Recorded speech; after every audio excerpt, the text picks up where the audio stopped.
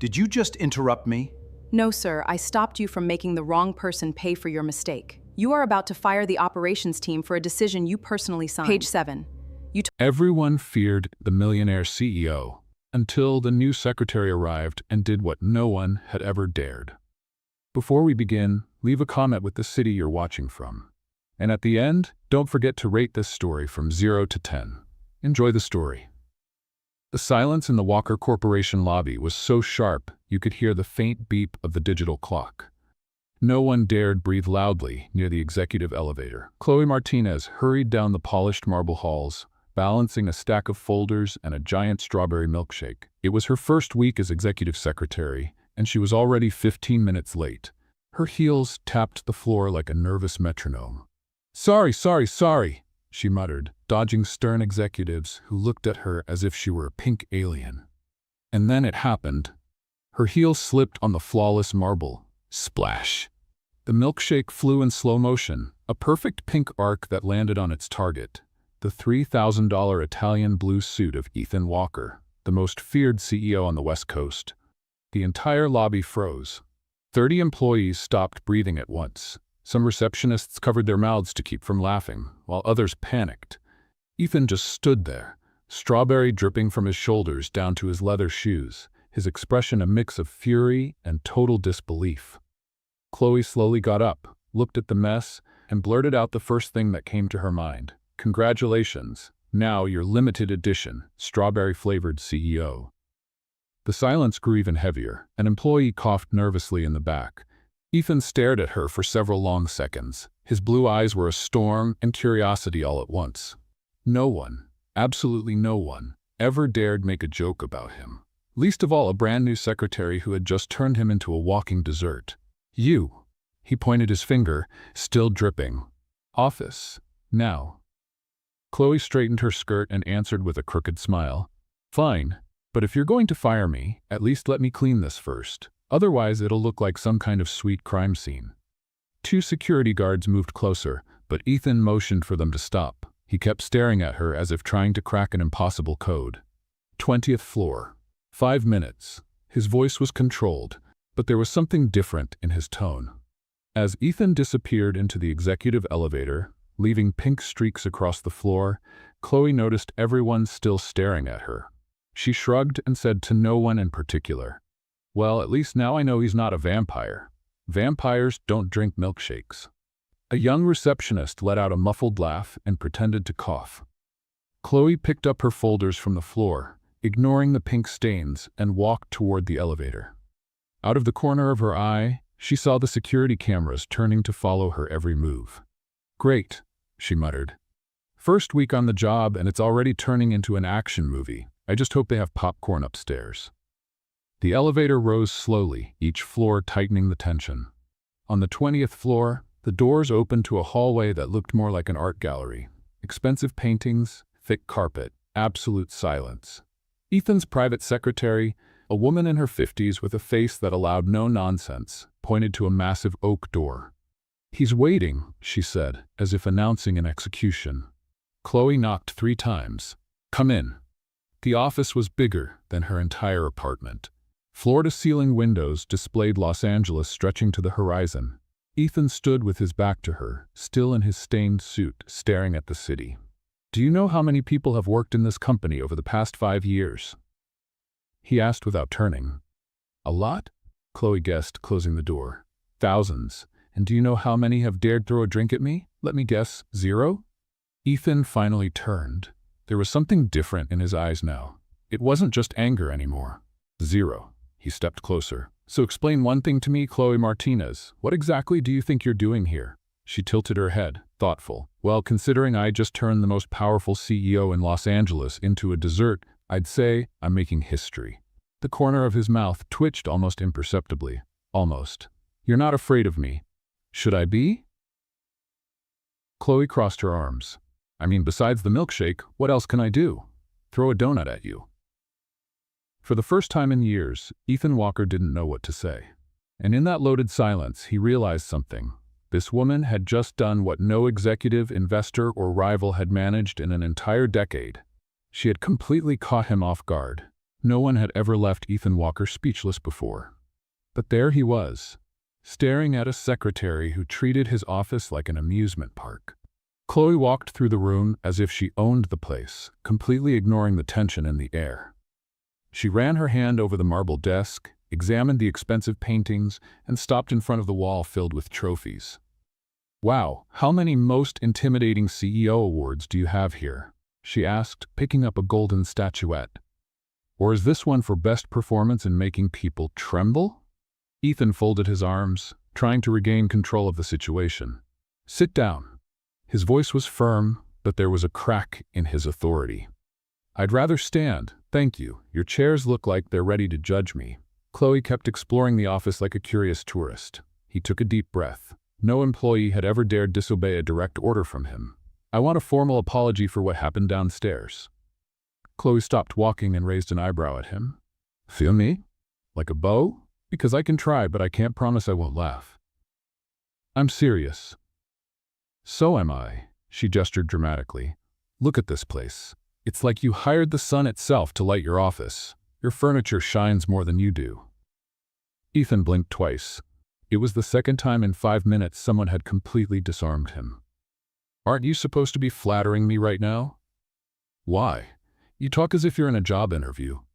Chloe walked closer to the panoramic window. "Wow, from here you can see all of Hollywood Hills. I bet you stand here imagining yourself as the king of Los Angeles." "I don't imagine. I am." The words came out more defensive than he intended. Chloe let out a genuine laugh that echoed through the silent office. "Really? Because kings are usually more, I don't know, majestic? You're more like a princess scared of a milkshake." Ethan's jaw tightened. He took 2 steps toward her, closing the space between them. "You have no idea who you're provoking. A man who uses too much hair gel and owns more paintings than a museum?" Chloe tilted her head, pretending to think. "Oh, and someone who clearly needs help choosing ties that look less funereal." She walked to a slightly crooked frame on the wall and adjusted it carefully. "There. Now your office has a little less toxic perfection." Ethan watched her in silence. There was something mesmerizing about the way she moved through his private space without asking for permission. As if she belonged there. "Why aren't you afraid?" The question came out softer than he expected. Chloe turned to face him, and for the first time since she had entered, her smile faded a little. "Afraid of what? A man who wears $3,000 suits but doesn't know how to talk to a normal person?" The silence stretched between them like an elastic band ready to snap. Ethan could feel something shifting in the air, a current of energy he had never experienced before. "You're not like the others," he admitted, more to himself than to her. "Thank you, I guess." Chloe crossed her arms. "Look, if you want to fire me, fine, but at least admit that was the most interesting milkshake you've ever had." Ethan walked to his desk and opened a drawer. He pulled out a thick envelope and held it out to her. "I'm not firing you." Chloe looked at the envelope with suspicion. "What is this? My professional death certificate?" "It's an offer." "What kind of offer?" She took the envelope, but didn't open it. Ethan leaned against the desk, arms crossed. His blue eyes shone with something she couldn't quite read. "The kind that will completely change your life." Chloe's heart raced without warning. There was something in his voice, in the way he looked at her, that made the air in the office feel heavier. "And if I say no?" A dangerous smile formed at the corner of Ethan's mouth. "Then you'll spend the rest of your life wondering what you missed." 24 hours later, Chloe still couldn't believe she had agreed to meet Ethan Walker at a cafe in Venice Beach, especially after reading the most absurd proposal of her life. The golden California sun lit the outdoor tables while skateboarders passed by on the sidewalk, moving as if they were dancing. Chloe arrived 5 minutes late, carrying the envelope like it was a bomb about to explode. Ethan was already sitting at a corner table, sunglasses on, wearing a casual shirt that probably cost more than her rent. Even dressed simply, he still looked like he had stepped out of a magazine. "So," Chloe dropped into the chair across from him, "you want me to pretend to be your fiancé? Straight to the point? I like that."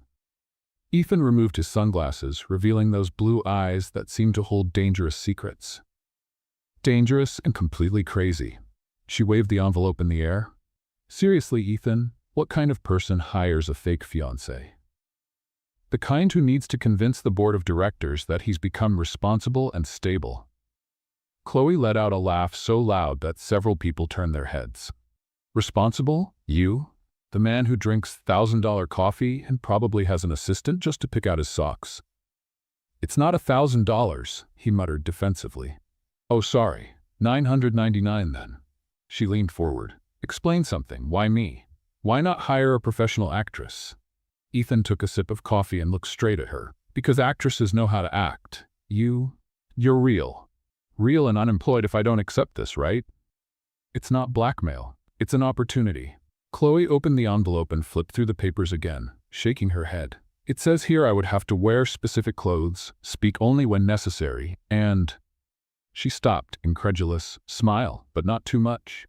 The charity auction is an important event. It has to look real. Then I'll pick the flavor of the lie. She closed the envelope. Sorry, but I only act in tragedies, and looking closely, your love life already looks like one. Ethan leaned forward, closing the distance between them. $50,000. Chloe nearly choked on the smoothie she had ordered. Excuse me? For 3 weeks of work, plus a $20,000 bonus if we completely convince the board. Her jaw literally dropped. $70,000 to pretend I like you? To pretend you love me, he corrected, and something in his tone made her stomach twist strangely. Chloe glanced around as if expecting a hidden camera to pop out.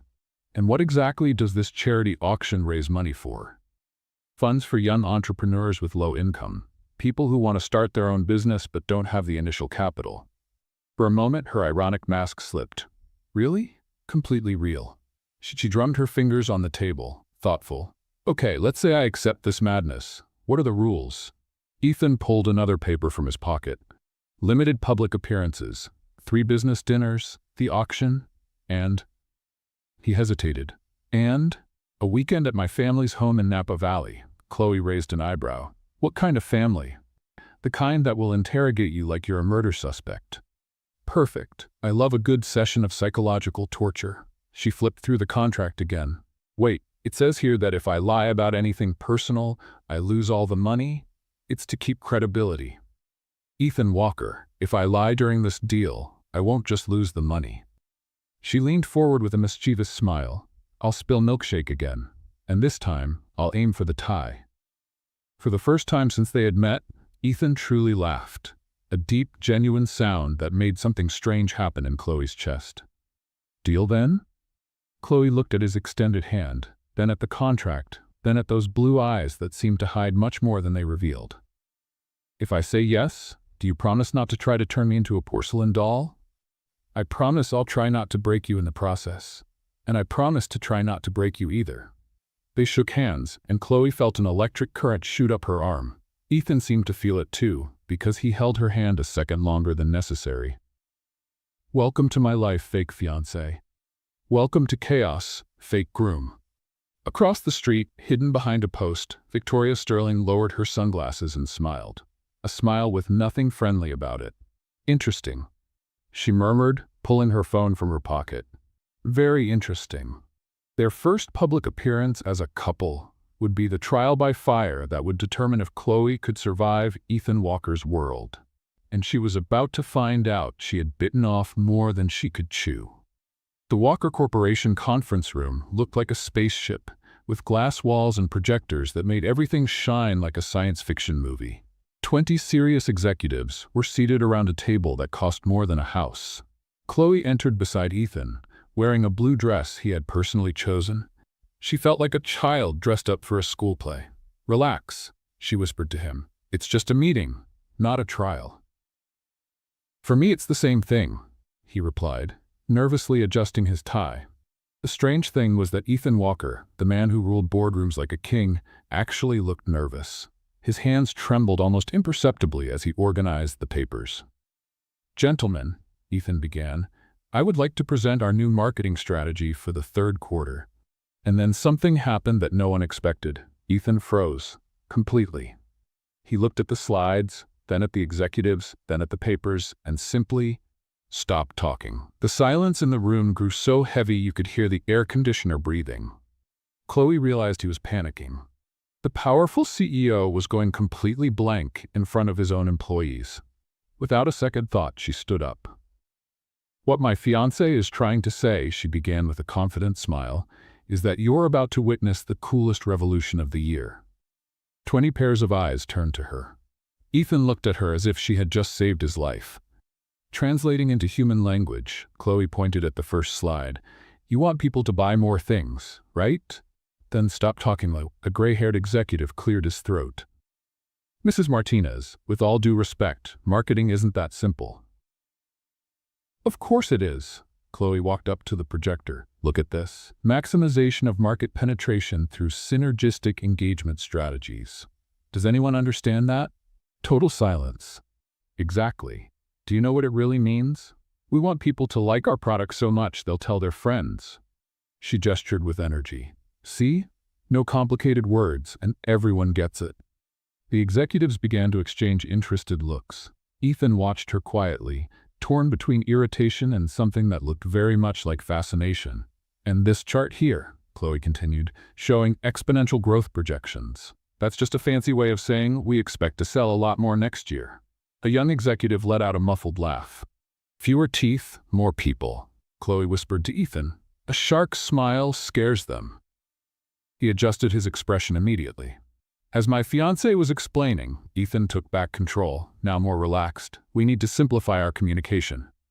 "Exactly." Chloe clapped her hands. "Marketing is like telling a story, and nobody wants to hear a story told by a dictionary." This time, the whole room laughed.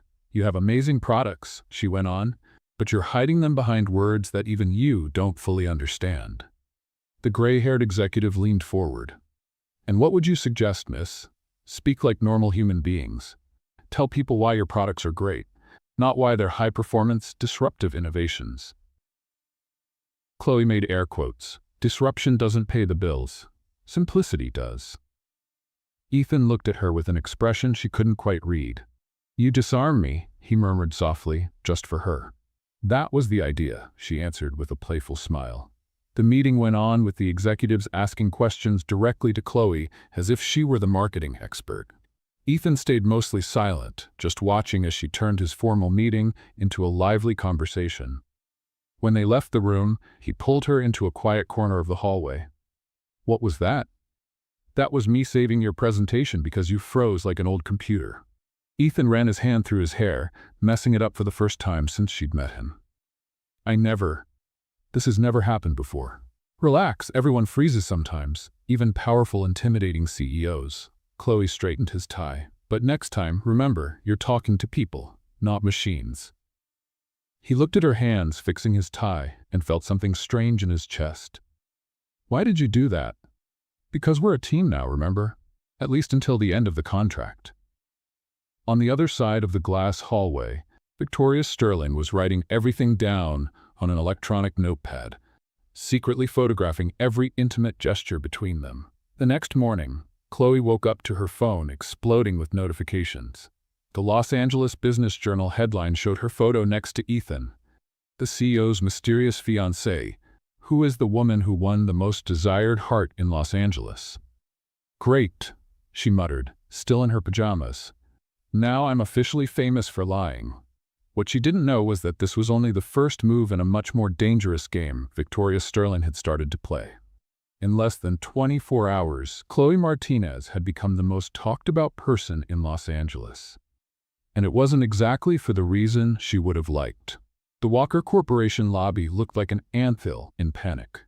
Employees whispered in groups. Smartphones lit up with the same photo plastered across every gossip site in the city. She and Ethan walking out of the company together, under the headline, "From Secretary to Queen, the Corporate Fairy Tale." Chloe walked down the hallway, trying to ignore the curious stares and the barely hidden smiles. Some employees held back laughter as she passed, and she knew exactly why. The CEO milkshake meme had gone viral overnight.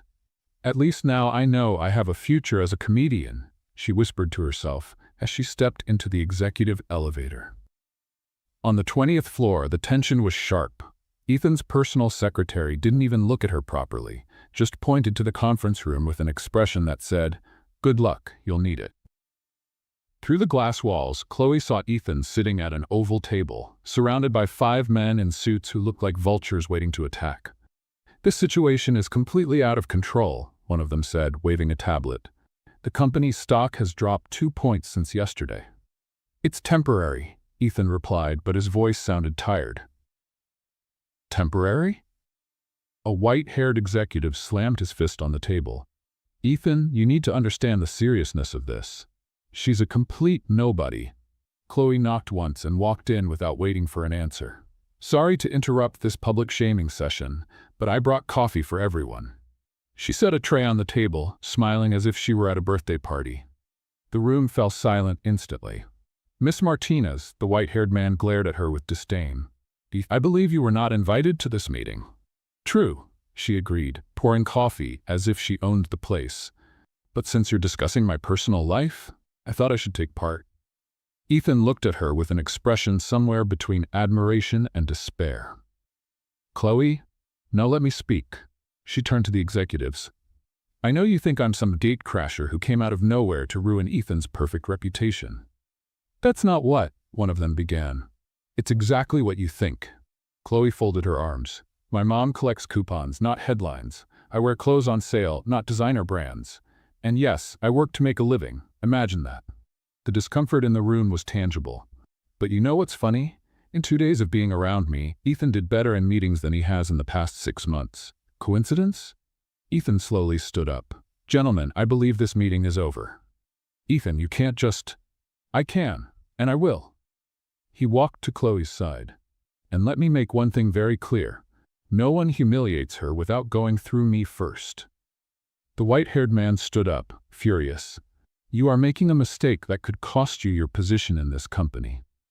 "Then let it cost me." Ethan looked at each of them. "This meeting is over." The executives left grumbling, but Chloe noticed that some looked at her with something that resembled hidden respect. When they were finally alone, she turned to Ethan. "You didn't have to do that." "Yes, I did." He ran a hand through his hair, messing it up again. "They have no right to talk to you like that."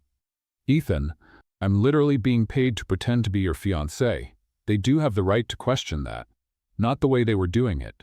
Chloe felt something warm spread through her chest. There was a sincerity in his voice that caught her off guard. "Thank you," she whispered. "For what?" "For defending me. It's been a long time since anyone did that." They looked at each other in silence, in a moment that seemed to stretch on forever.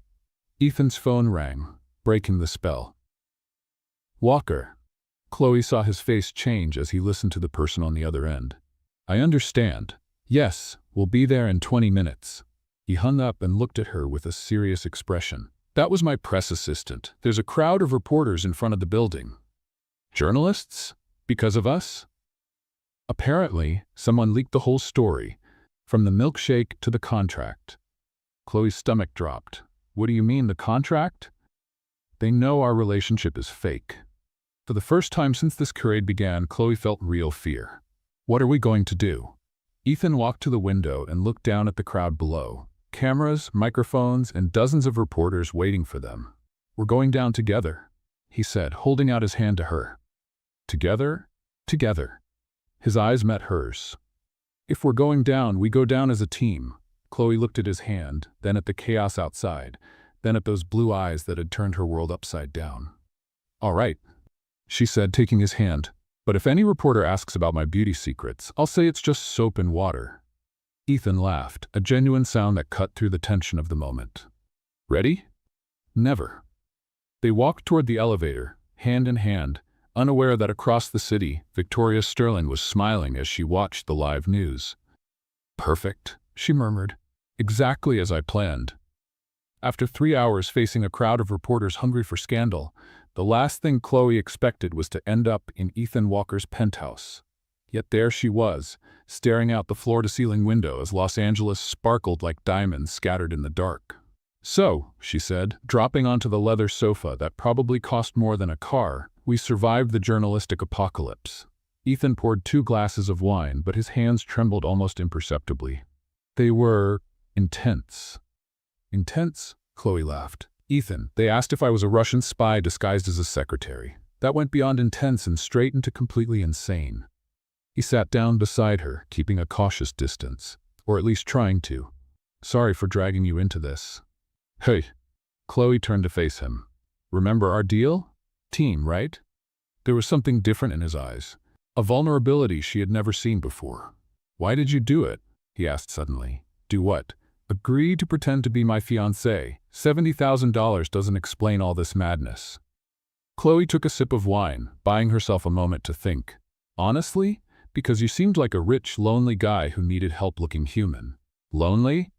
Ethan, you have a penthouse the size of a mall and live alone. Even your sofa looks like it's judging us. He laughed, but it was a sad sound. My parents sent me to boarding school when I was 8, said it was for my own good. I guess I never learned how to connect with people. Chloe felt a pang in her chest. Without thinking, she reached out and touched his hand. That's terrible.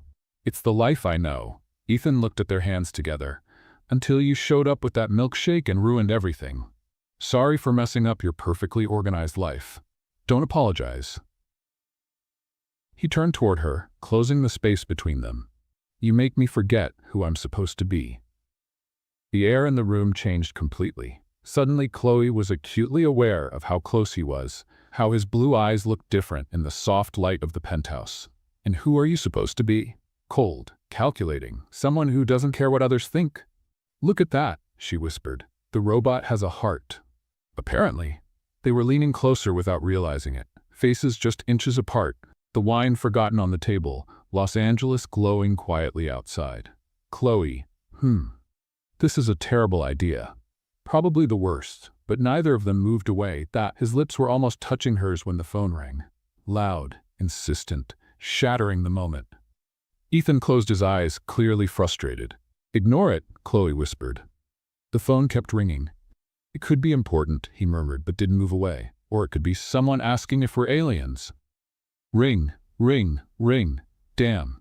Ethan pulled back and answered. Walker. Chloe leaned into the sofa, trying to process what had almost happened. Her heart was still pounding like a runaway drum. Victoria? Ethan's voice changed completely. Chloe listened carefully. Victoria. That name came up often in company conversations. No, I don't have time to. Ethan stopped, listening to the other side. His face grew more serious by the second. Are you sure about that? More silence. I see. I'll think about it. He hung up and stared at the phone as if it were a bomb about to explode. Who's Victoria? Chloe asked, trying to sound casual. Victoria Sterling, former partner in the company. Also other things. Other things? Ex-girlfriend. Ethan ran a hand through his hair. A long time ago. Chloe felt a strange twist in her stomach. And what did she want? A warning about something. He stood up, restless. Chloe, I need to ask you something, and I want you to be completely honest with me. Okay. Do you have any secrets? Anything in your past that could be used against us? The question caught her off guard. What kind of secrets? Any kind. Debts, legal issues, complicated relationships. Ethan, the most scandalous thing in my past is being fired from a clothing store because I refused to sell a $500 dress to a woman who clearly couldn't afford it. Chloe stood as well. Why are you asking this? He didn't answer right away. He only looked at the phone again. Victoria said she has information about you. Information that could hurt us. What kind of information? She doesn't even know me. That's what worries me. Ethan stared at her. How would she get information about someone I just met? Chloe felt her stomach drop. You think she's investigating us? I don't think Victoria Sterling ever does anything by accident. He walked over to the window. And if she's calling to warn me about you, then she has a plan. Chloe finished his thought. Exactly. The romantic moment had completely evaporated, replaced by a very different kind of tension. What are we going to do? Ethan kept staring down at the city, but Chloe could see his reflection in the glass, and for the first time since she had known him, he looked genuinely worried. We're going to find out what she's up to, he said, before it's too late. Victoria Sterling had always known the day would come when she could take revenge on Ethan Walker. She just hadn't expected the opportunity to arrive wrapped in a blue dress and tasting like a strawberry milkshake. Her office in downtown Los Angeles was everything Ethan's was not. Dark, filled with plants, with an atmosphere that mixed elegance with something faintly threatening. Victoria sat behind a mahogany desk, arranging a pile of documents as if they were cards in a very dangerous game. The door opened, and Ethan stepped inside, tense as a violin string about to snap. "Victoria." "Ethan, darling." She rose, smiling like a cat that had just found an especially interesting mouse. "Thank you for coming so quickly. Let's get straight to the point. What do you have on Chloe?" Always so charming and direct, Victoria picked up a thick folder and held it out to him. "Everything you need to know about your new fiancé is in here." Ethan hesitated before taking the folder. "Victoria, if this is some kind of what? Revenge?" She laughed, a sound both crystalline and cold. "Ethan, I'm only worried about you. After all, we were partners for such a long time." "Business partners," he corrected, opening the folder. "Among other things." Ethan began to flip through the documents, his expression growing more serious with every page. Photos, bank statements, credit reports, employment records. "Where did you get all this?" "You know I have my resources." Victoria leaned against the desk. "The question is, do you really know this woman?" Ethan kept reading, his face tightening with each page. "3 jobs lost in the past year," Victoria remarked casually. "Credit card debt she can't pay, and look at this interesting part." She pointed to a specific page. "She lied on her application to your company." "Lied how?" "Non-existent work experience. References that don't exist." "Ethan, she literally invented an entire resume." Ethan closed the folder, but didn't let it go. "Why are you showing me this?" Victoria stepped closer until she was right beside him, brushing his arm lightly. "Because I care about you. I always have." Her voice softened. "You remember why we ended, don't you, Victoria? You said I was too ambitious, that all I cared about was success and recognition." She walked toward the window. "But look at what you're doing now. You hired a liar to pretend to be your fiancé just to impress the board. This is different, is it? Or are you doing exactly what you once criticized me for doing?" She turned to face him. "The difference is, when I lied, at least I was good at it." Ethan tucked the folder under his arm. "Thank you for the information." "Ethan, wait." Victoria moved closer again. "I know you always wanted me to be different, more genuine, more like a normal person." She paused for effect. "She's nothing but a milkshake stain on your reputation. Don't talk about her that way." "Why not? Are you falling in love with your own lie?"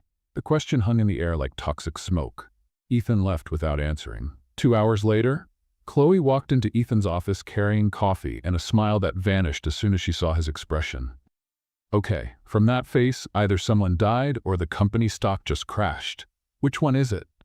Ethan sat behind his desk, Victoria's folder lying right in front of him. "We need to talk." "That's never a good sign." Chloe sat down but kept her tone light. "What is it? Did they discover I'm actually an alien spy after all?" "Chloe?" He pushed the folder toward her. "Victoria brought me some information about you." Chloe opened the folder, her eyes widening as she turned the pages. "Wow," she said after a moment. "Looks like someone wrote an entire script about me. And look at that. It's not even a romantic comedy." "Is it true?" "Which part?" Chloe kept flipping through the papers. "The part that says I got fired 3 times, or the part that says I made up half my resume?" "Both." Chloe closed the folder and looked straight at him.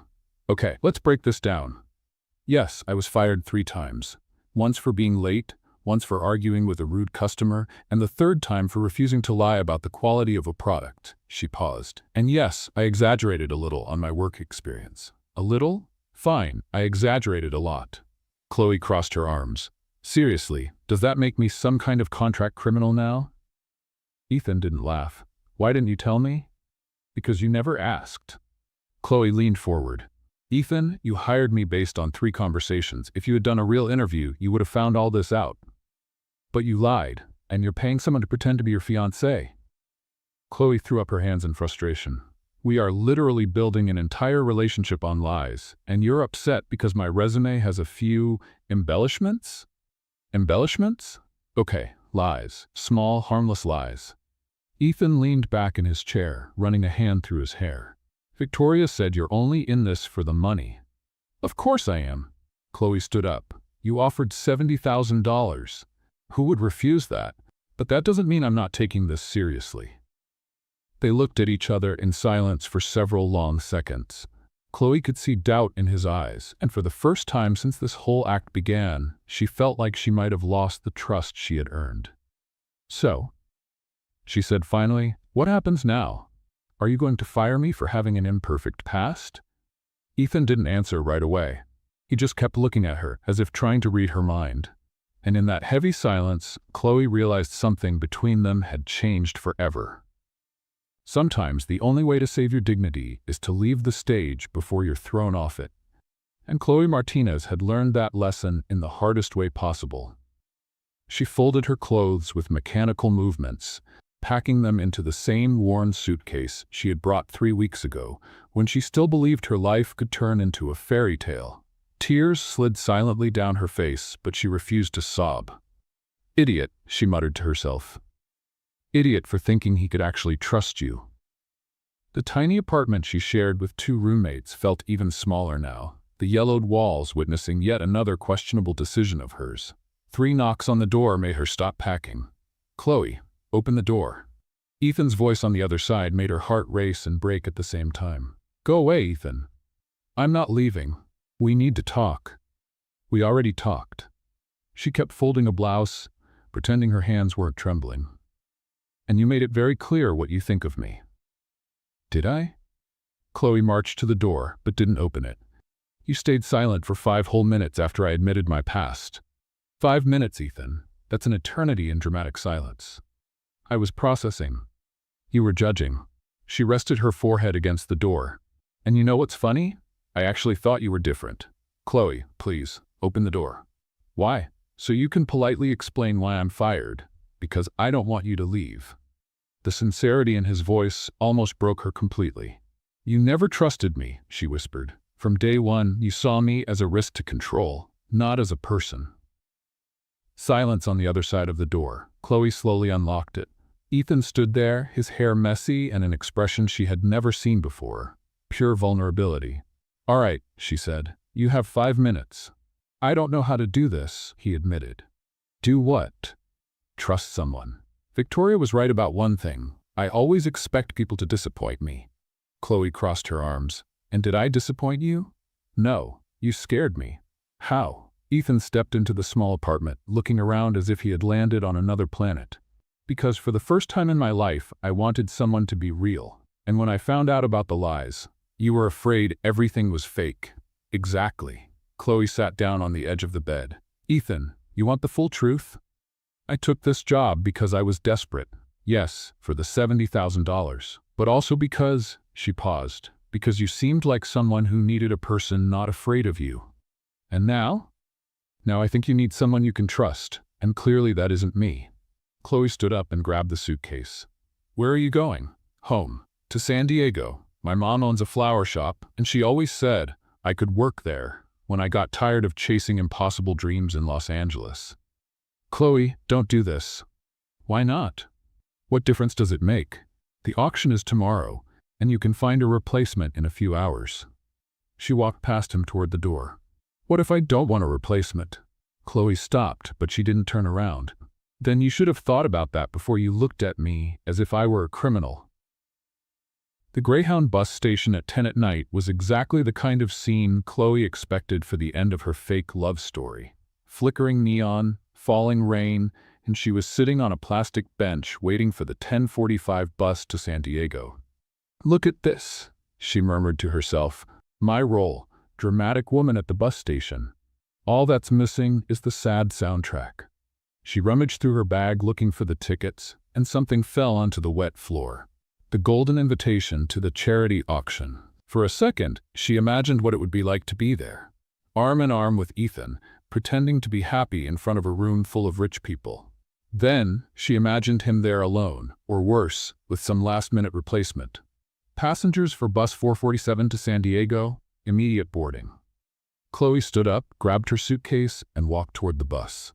That's when she heard footsteps running behind her. "Chloe!" She turned and saw Ethan running through the station, completely soaked from the rain. "The bus is leaving," she shouted back. "Don't get on that bus." "Why not?" He stopped right in front of her, breathless. "Because I'm an idiot who doesn't know how to apologize. Final call for San Diego." Chloe looked at the bus, then at Ethan, then at the wet invitation in her hand. "It's too late, Ethan." "No, it's not." "Yes, it is." She handed him the invitation. "Good luck at the auction." Chloe stepped onto the bus without looking back. Through the fogged-up window, she saw Ethan standing in the rain, holding the golden invitation, as if it were the last piece of a dream that had just shattered. The bus pulled away, carrying her out of Los Angeles, and past a hidden photographer who captured every second of the dramatic goodbye, already imagining how much that photo would be worth in the morning tabloids. Ethan Walker had never stormed into anyone's office at 2 a.m, but finding out you've been manipulated like a puppet has that effect on people. And Victoria Sterling was about to discover she had messed with the wrong man. Her office lights were on when Ethan arrived. Of course they were. Victoria always worked best at night when she could plot in peace. He didn't knock on the door. "Ethan," Victoria stood up from her chair, clearly surprised. "What are you doing here at this hour?" "I came for answers." He shut the door behind him, locking it. "And I'm not leaving until I get them." "Answers about what?" "About how you got such detailed information about Chloe in less than 24 hours. Victoria smiled, but there was tension in her eyes. "I have my resources. You know that." "What resources, Victoria?" Ethan stepped closer to her desk. "Private investigators don't work that fast, and they certainly don't get bank statements without legal authorization." "Maybe you're overestimating people's privacy." Ethan stopped right in front of the desk and noticed something. Her computer screen was open on a document editing program. "Can I see that?" "Ethan, you're being paranoid." He moved around the desk before she could cover the computer.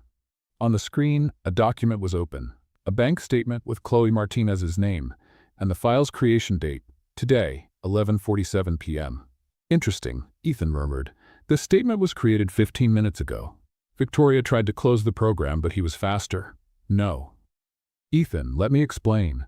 "Then explain." He turned to face her. "Explain how you forged documents to convince me Chloe was a liar." Victoria leaned back in her chair, and for a moment, the elegant mask slipped completely. "Because you never gave me what I deserved." "What?" 5 years, Ethan. 5 years working by your side, building this company, being your partner in everything. Her voice rose. "And when the time came to give me the recognition I deserved, you chose to push me aside. Victoria, you tried to sabotage me with the board. I discovered your secret meetings. Because you never saw me as an equal." She stood, slamming her hands on the desk. It was always, "Victoria can take care of this," or "Victoria will handle that," but never, "Victoria is my true partner." Ethan stared at her, pieces fitting together in his mind. "And when you couldn't destroy me professionally, you decided to destroy my personal life." "Your personal life?" Victoria laughed, a bitter sound. "Ethan, you hired an actress. Your entire personal life was a farce." "It was, until I started falling in love with her for real." The words came out before he could think. Victoria blinked, clearly not expecting that confession. "Falling in love? With an unemployed waitress? For a woman who had the courage to throw a milkshake at me and then defend me when no one else would." Ethan stepped closer to Victoria. "The only lie was thinking I could live without her." "Ethan, you're being ridiculous." "You know what's ridiculous? Spending 3 years planning revenge against someone who tried to protect you." He grabbed the mouse and started deleting the forged files. "You didn't destroy my trust in Chloe, Victoria. You made me realize that I trust her more than anyone." Victoria tried to stop him, but he had already erased everything. "It doesn't matter," she said, regaining her composure. "It's already too late. She's gone, remember? And tomorrow at the auction, when you show up alone, everyone will know your relationship was fake." Ethan stopped typing and looked at her. "Who said I'll show up alone?" "Ethan, she got on a bus to San Diego. By now she's probably still on the road." He looked at his watch. "The bus to San Diego takes 4 hours. And what do you plan to do? Run after her like some character in a romantic movie?" Ethan walked to the door but stopped before leaving. "Victoria, thank you. Thank you for sabotaging me so much that you made me realize I'm truly in love." He unlocked the door. "I couldn't have discovered that on my own." He left, leaving Victoria alone in the dark office. She stood there for a moment, processing what had just happened. Then she picked up the phone and dialed a number. "It's me. Change of plans for tomorrow." Her voice returned to that dangerous tone. "I want everyone to know Ethan Walker's relationship is a sham, and if he shows up with her at the auction, I want photos of every single moment they were pretending." She hung up and smiled, a smile that had nothing of defeat. "If you want to play a romantic movie, Ethan, I'll give you the ending you deserve." Meanwhile, Ethan was already in the car, driving down the dark road toward San Diego, with one certainty in his mind. No matter how long it took, he was going to find Chloe and tell her the truth. About Victoria, about the fake documents, and most of all, about the fact that he had fallen in love with the most genuine woman he had ever met. The only question was whether it was too late to fix what he had broken. When you're about to lose everything that matters, discovering that your ex-girlfriend is a manipulative psychopath becomes just a detail. Ethan Walker had one night to save his reputation, his company, and most importantly, the woman he loved. The Whitmore mansion in Hollywood Hills shone like a crystal palace against the starry sky.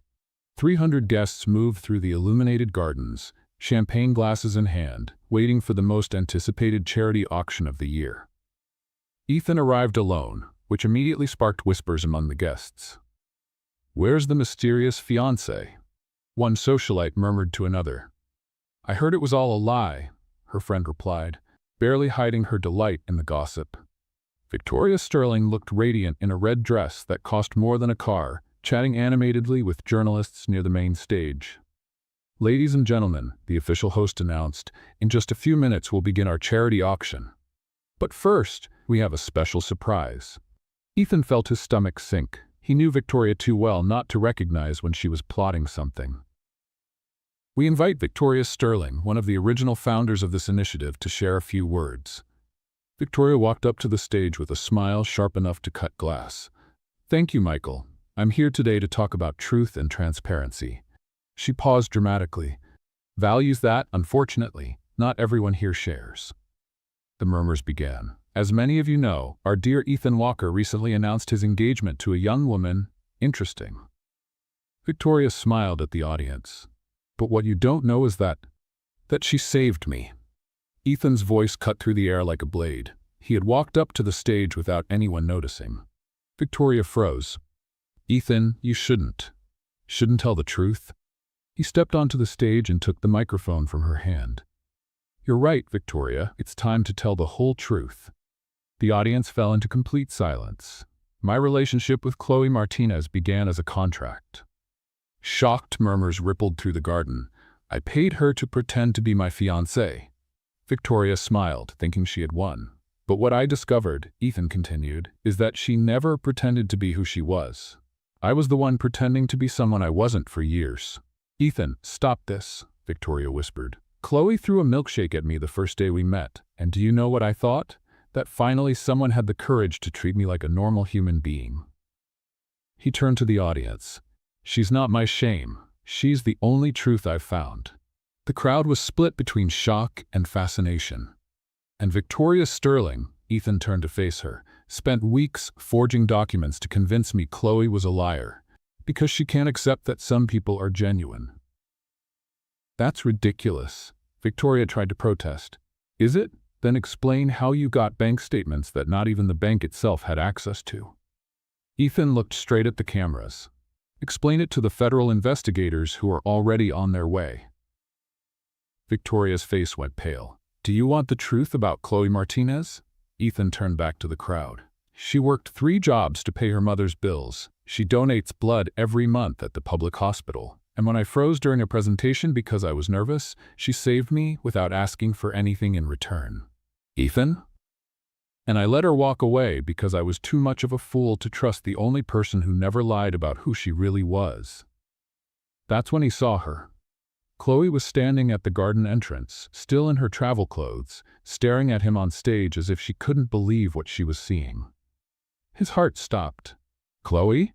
She walked slowly through the guests, who stepped aside to clear the way. When she reached the stage, she took the microphone the host handed her. "Hi," she said, her voice echoing across the garden. "Sorry about the outfit. If I had known this was live TV, I would have worn more lipstick." Nervous laughter from the crowd. "Ethan Walker," she continued, looking straight at him, "you are the most complicated man I've ever met. Rich, stubborn, and with a troubling tendency to wear very serious ties." More laughter, this time more relaxed. "But you're also the only man who has ever defended me when I couldn't defend myself. Who trusted me when I didn't even trust myself." She paused. "And who made me realize that sometimes destiny comes disguised as a spilled milkshake." Ethan stepped down from the stage and walked toward her. "How did you come back?" "Oh, about that." Chloe smiled. "I never made it to San Diego. I stayed at a roadside diner all night, eating pie and thinking about how stupid I am." "You're not stupid." "Yes, I am. Because I ran away instead of fighting for what I wanted." "And what do you want?" Chloe looked around at 300 people waiting for her answer, cameras capturing every second. "I want a man who's not afraid of milkshakes, who laughs when I talk too much, and who lets me help when he needs it, even knowing I'll keep being complicated, especially for that." Ethan held her face in his hands. "I love you, Chloe Martinez. Not the contracted version, not the fake fiancée. You, the woman who makes me want to be better than I am. I love you too, you dramatic CEO." When they kissed, the crowd erupted in applause. Camera flashes lit up the garden like fireworks. Victoria Sterling had quietly slipped out through the back door. And in the middle of all that chaos, Chloe pulled back from the kiss and whispered in Ethan's ear, "So, do I still get the $70,000? He laughed so loud the microphone caught the sound. An hour after the most romantic scandal Hollywood Hills had ever witnessed, Chloe and Ethan finally escaped to the mansion's private terrace. Los Angeles glowed below them like an ocean of earthly stars. "So," Chloe said, leaning on the balustrade, "we just confessed our fake love that turned real in front of 300 people and half a dozen TV cameras." Ethan moved closer, still processing everything that had happened. Technically, it was 4 cameras, and 2 of them were live. "Oh, much better. Now we're officially the most dramatic couple on the West Coast." She turned to face him. "Congratulations, your mysterious CEO status is gone. Now you're the love-struck CEO shouting declarations into microphones." "Do I regret anything?" Chloe pretended to think seriously. "Not the haircut, definitely the overly serious ties. The rest," she smiled, "I think I can forgive." Ethan stepped closer, taking her hands. "Chloe, I need to really apologize." "Ethan? No, let me say it. You were right. I never trusted you completely, and it wasn't because you didn't deserve it. It was because I never learned how to trust anyone." Chloe squeezed his hands. "And now you've learned?" "I'm learning with the best teacher." He paused. "The one who throws milkshakes when necessary." "Full service," she laughed, "including lessons on how to be a normal human being." Ethan let go of her hands and, to Chloe's surprise, got down on one knee. "Ethan Walker, don't tell me you're going to—" "Chloe Martinez," he interrupted, pulling a small box from his pocket. "These past 2 months, you've turned my life upside down in every possible way." "Oh my God, you're serious." "Completely serious. You taught me that contracts don't create real connections, that being vulnerable is not weakness, and that sometimes the bravest thing we can do is admit we need someone." Chloe looked at the ring, simple, elegant, exactly what she would have chosen. "Ethan, I don't want a contract, I want forever." He opened the box fully. "Will you marry me? For real this time?" Chloe looked at him, kneeling on the terrace with Los Angeles shining behind him, and felt as if she were inside a dream that finally made sense. "Can I ask a few questions first?" "As many as you want." "If I say no, will you hire another bride?" Ethan laughed. "Never again. You ruined that for me. Now I only accept women who throw drinks at me." "And if I say yes, can I keep working? Because I don't intend to turn into a trophy wife who only goes to beauty salons." "Actually, I was thinking of offering you a partnership." "What kind of partnership?" "Remember the money raised at the auction? I want to start an organization for young entrepreneurs, and I need someone who knows how to speak like a normal person." Chloe felt her heart race. "You're serious?" "Completely. You'd be perfect for it. And before you ask, yes, it would come with a salary. A real salary, not a hired fiancé salary." "Last question," Chloe said, trying to keep a straight face. "I'll say yes, only if the cake isn't CEO flavored." "What flavor do you want?" "Strawberry." "Obviously." Ethan stood, sliding the ring onto her finger. "So it's a yes?" It's a huge yes. Chloe held his face, but with one condition. What condition? In our company, no corporate jargon. If anyone says synergy, they get a warning. Deal. They kissed again, this time with no audience, no cameras, just the two of them and the city that had brought them together in the most unlikely way possible. You know, Chloe said when they pulled apart, I still can't believe all this started with a milkshake. The best accident of my life. Accident? Ethan Walker, that was pure destiny disguised as clumsiness. That was when they heard clapping from the terrace door. Finally, they turned and saw Marcus, Ethan's best friend, along with two other people Chloe didn't recognize. Marcus? Ethan frowned. How did you? Man, you proposed on the terrace of one of the most heavily guarded mansions in Hollywood. There are security cameras everywhere. Marcus pointed to a small camera in the corner. The event staff is watching everything downstairs. Chloe looked at the camera and waved. Hi everyone, he said yes. Laughter and applause echoed from inside the mansion. Well, Ethan sighed, I guess our private life is officially over. Relax, Chloe took his hand, admiring the ring. If we're going to be a public couple, at least we'll be a fun couple. Fun how? Chloe smiled, that mischievous smile he had learned to love. Wait until you see what I've planned for our wedding. 6 months later, Chloe Martinez proved that a woman who once threw a milkshake at a CEO also knew how to organize the most talked-about wedding of the year. And of course, she made sure it was exactly her way. The Malibu beach was transformed into a dream setting, with white chairs arranged on the golden sand and an altar decorated with wildflowers that cost less than a traditional bouquet, but looked as if they came out of a fairy tale. Delicate lanterns swayed gently in the sea breeze, creating a magical glow that made the entire scene look like a romantic movie. 200 guests fanned themselves in the ocean breeze, including Walker Corporation executives who still couldn't believe their CEO had chosen a beach ceremony instead of a luxury ballroom.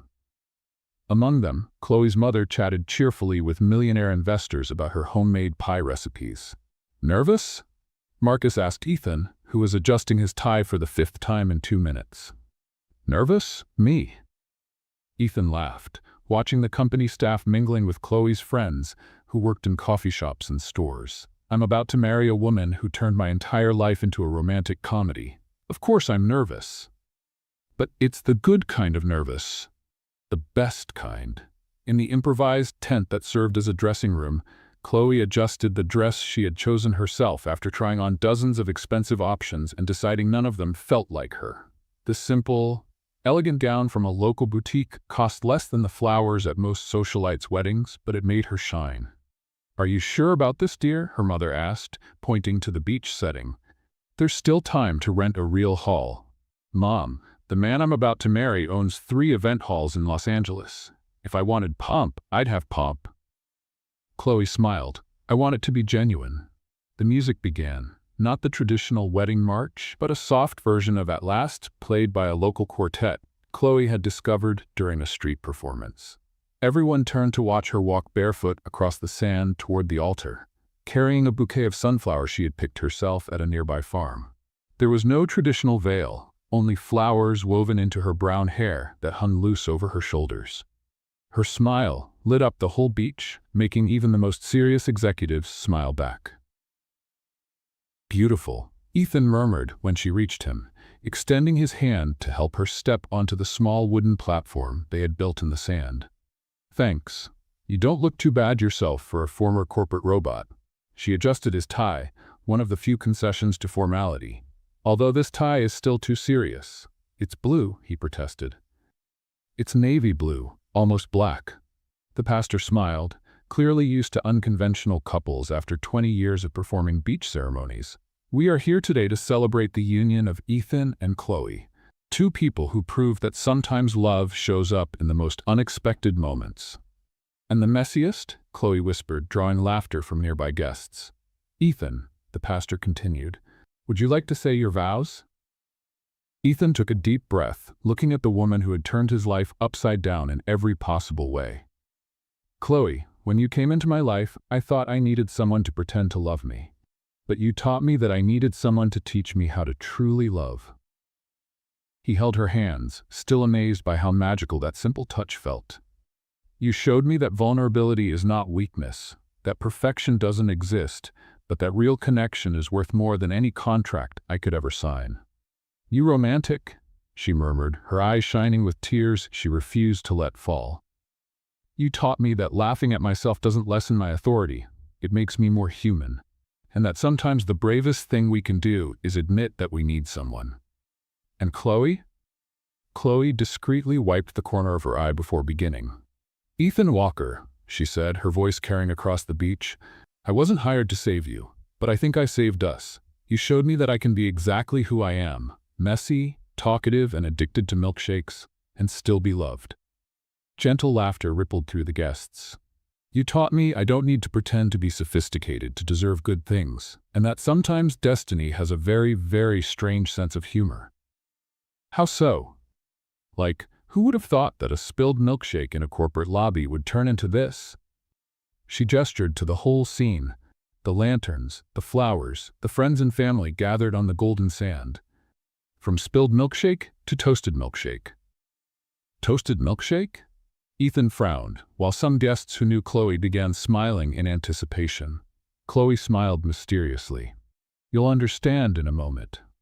After the exchange of rings, simple bands they had chosen together at a small jewelry shop instead of the ridiculously expensive options Ethan's assistant had suggested, and the official "I do" that echoed across the beach, Ethan kissed his wife as the guests applauded, and the Pacific Ocean provided the perfect soundtrack. Ladies and gentlemen, Chloe took the microphone from the pastor, clearly not done with the surprises of the day. Before dinner, we'd like to make an announcement. Ethan looked at her in surprise. They hadn't planned any announcement. 3 months ago, we launched the Martinez Walker Foundation for Young Entrepreneurs. Enthusiastic applause echoed across the beach, especially from company employees who had followed the entire process. And today, we are pleased to announce that our first group of beneficiaries will be 20 young people from underprivileged communities in Los Angeles, San Diego, and Riverside. The applause grew louder, and Chloe noticed some people wiping their eyes. Each one will receive $15,000 in seed capital, professional mentoring, and access to the network my husband spent 30 years building. She looked at Ethan. And now it will be available to people who truly need an opportunity. And to celebrate, Chloe continued, her eyes sparkling with mischief, instead of traditional champagne, we've prepared something special for the toast. As if by magic, waiters appeared from the side tents carrying silver trays with tall glasses filled with a familiar pink drink, topped with whipped cream and a cherry. Strawberry milkshakes for everyone. The crowd burst into laughter and even louder applause. Even the most conservative executives were laughing and reaching for their pink glasses. Chloe, Ethan whispered, shaking his head in admiration, you didn't do this. Yes, I did. And if anyone spills, consider it part of the wedding tradition. She picked up her own glass. After all, that's how it all began. Everyone grabbed their glasses, and Ethan stepped up to the microphone, still processing the fact that he was about to toast his wedding with a milkshake. A toast, he said, raising the pink glass toward the sky that was beginning to turn golden with the sunset, to the woman who taught me that sometimes the best things in life start with accidents. And sometimes, Chloe added, raising her glass too, accidents are really destiny doing its work, and doing it right. To accidents that become destiny, shouted the 200 guests at the same time, lifting their pink glasses against the California sky. At that exact moment, Marcus, trying to take an epic selfie while toasting, stumbled in the soft sand and spilled milkshake all over his white shirt. The entire beach erupted in laughter. Tradition, Chloe shouted, running to help him while laughing so hard she could barely stand. I think I'll need to hire you as my event planner, Marcus laughed, trying to clean the milkshake off his now pink shirt. Sorry, I already have a full-time job, Chloe pointed to Ethan. I'm married to my boss. Technically, Ethan pulled her close. We're partners now. Even better. As the sun set completely on the horizon, painting the sky purple, gold, and pink, perfectly matching the milkshake glasses, Ethan and Chloe danced on the sand to the sound of the waves softly breaking along the shore. So, he murmured in her ear as they slowly turned, what comes next? Next we're going to change the world. one young entrepreneur at a time, one milkshake at a time. She stepped back to look into his eyes. And who knows, maybe we'll even teach a few grumpy CEOs how to smile for real. You've already managed to teach at least one. They kissed again, this time as husband and wife, while their guests applauded and the Pacific Ocean stood as witness to the most unlikely love story Los Angeles had ever seen. And somewhere in the city, Victoria Sterling scrolled through the wedding photos on social media from her empty apartment, shook her head, and for the first time in months, truly smiled. Maybe, just maybe, they really did deserve that happy ending. After all, some stories are so absurd they can only be true. And sometimes the spilled milkshake is exactly what we need to find the love of our life. What did you think of Ethan's transformation? From a cold, intimidating CEO to a man in love who toasted his wedding with a milkshake? Share your thoughts in the comments. On a scale from 0 to 10, what score would you give this story? Don't forget to subscribe to the channel and turn on the notification bell to receive more touching stories like this one. See you next time.